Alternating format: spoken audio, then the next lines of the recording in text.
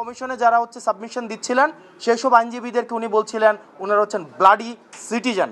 তো সেই জায়গাটিতে আমরা প্রতিবাদ করি।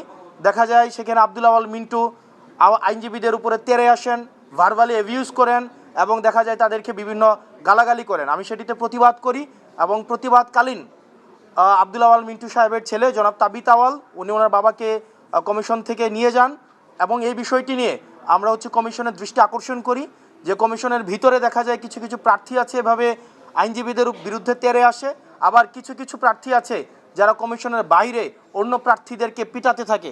এখন কমিশনের সামনে যদি এই ধরনের অবস্থা চলতে থাকে, কমিশনের ভিতরে যদি এই অবস্থা চলতে থাকে, যারা নির্বাচন করে তাদের নিরাপত্তার আসলে কি হবে? আর যারা এলিটিজমের দেখাইতে চায় 24-এ আমাদের এই 5ই আগস্টের পরে যারা এলিটিসিজম মারাইতে আসে আমাদের দেশে, এই রাজনৈতিক এলিটিসিজম তারা যেন ঘরে রেখে তারা যেন জনগণের সামনে আসে। আপনি জনগণকে ব্লাডি সিটিজেন বলবেন, আবার ভোটের জন্য এই ব্লাডি সিটিজেনের কাছে যাবেন, এই ধরনের দ্বিচারিতা আমরা জনগণ সহ্য করব না।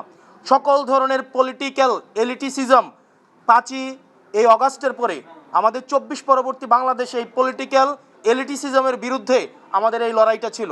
সুতরাং আব্দুল আওয়াল মিন্টুদের মতো যারা বিদেশে টাকা পাচার করে, যারা বিদেশে থাকে এবং যারা হচ্ছে মেনটেইন করে, অর্থাৎ আওয়ামী লীগের সাথে আত্মীয়তা করে বিভিন্ন বিজনেস করে, স্বরাষ্ট্র মন্ত্রণালয়ে নিজের এই পরিবারের বিভিন্ন বিজনেস টিকায় রাখে, শেখ রাহানার সাথে যারা বিজনেস করে, এই তাদের পলিটিক্যাল এলিটিসিজম যখন মারাইতে আসবে আমাদের এই সিভিলিয়ানদেরকে